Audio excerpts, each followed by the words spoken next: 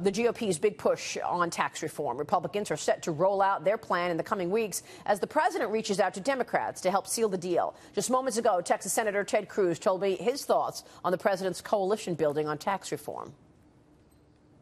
What I think people really care about is substance. And if we have Democrats who are willing to help us on tax reform, on regulatory reform, on economic growth and unleashing jobs, fantastic. That'd be a great outcome.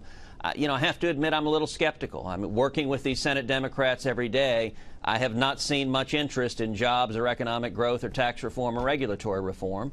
But there's no harm in asking, but I wouldn't hold your breath. And there you go. Carly Fiorina is with us this morning. Your thoughts on these meetings, Carly, with the Democrats? Well, first, let me say, Ted Cruz has been saying exactly the same things about tax reform for almost 5 years now. He's been talking about a postcard, radical simplicity, and I absolutely agree with him that both a reduction in rates and simplicity are key. I think the issue with President Trump talking to Democrats, we all applaud bipartisanship, but I think the issue is, what does President Trump actually believe? What does he actually want in terms of tax reform? Will he do any deal?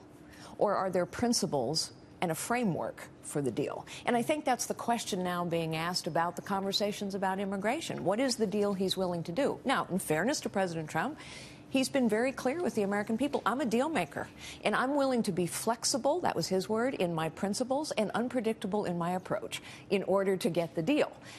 I happen to think that certain principles matter, that simplicity matters, that a tax cut matters. And I'm suspicious, as is Ted Cruz, that the Democrats are going to play with those principles because, honestly, what they want is more government, and they continue to lean to the left, and more government always costs more money. And they keep saying that they don't want to cut taxes by 1 penny for the highest earners. I've said it multiple times this morning that the highest earners pay all of the taxes. So if you're not going to cut taxes on the highest earners, are you really cutting taxes? Well, and what's a high earner? Yeah, that's a good question. If you're a couple in Manhattan with a couple of kids and you make $250,000. Oh, you're a high earner. You're a high earner, but maybe you don't feel like you're a high earner. Exactly. Well, Mitch, you have the numbers here in terms of what that top rate would be considered rich. Right, and so the top 10% of taxpayers, the last dollar of income is $133,000. So well, there you go. The poorest that's a school in the top, teacher, right? Yeah. That's union workers. That's middle America. In that's many cases. Right? So you're not cutting taxes. Remember that when President Trump did an interview with the Wall Street Journal, and he made that throwaway comment about, my rich friends tell me that they'd be happy to pay more in taxes. But when you're talking about your rich friends, you're not talking about people who are, no offense to the president, who are earning less than $134,000 a year. This is critically important, but he keeps saying this over and over and over again. And I know, in the way my brain works, is if you cut these lower rates because we have a progressive tax system, you cut all the lower rates. He's talking about the rich paying the same, if not more. Well, they get a tax break by all those lower rates dropping because the first dollars they earned are taxed at those low rates. So what are you saying?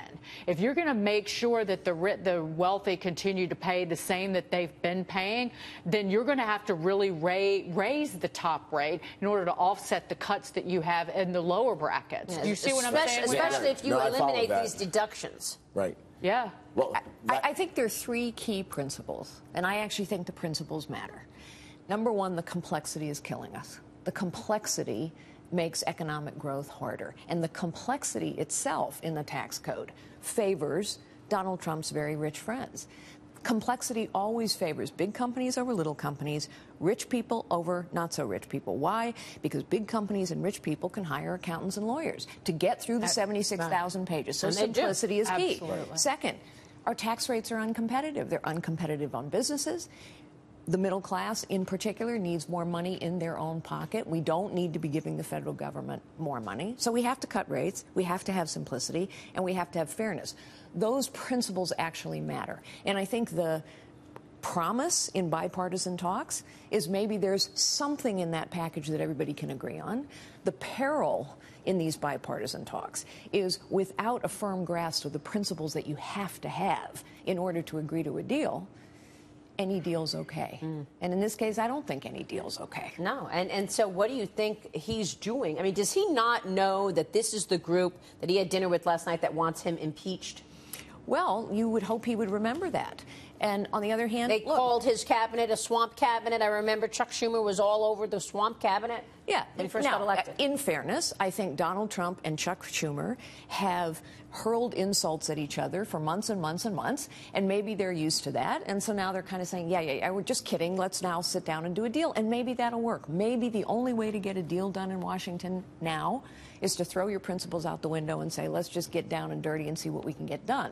But I think it's why people are nervous about the outline, the foundation, the principles of this deal. And tax reform is the single most important thing we can get done to get this economy really going. So is this him giving a message to the GOP? Look, you couldn't do it. You couldn't cross the finish line on health care. You couldn't cross the finish line on all of the stuff that I've pushed for. I'm going to the Democrats. And there's nothing wrong with that signal. People expect results. One of the principal reasons Donald Trump got elected is because people said, I'm sick of politics. I'm sick of politicians. I want someone who can produce results. But they expect results. They expect certain results, though. Because yes, that's true.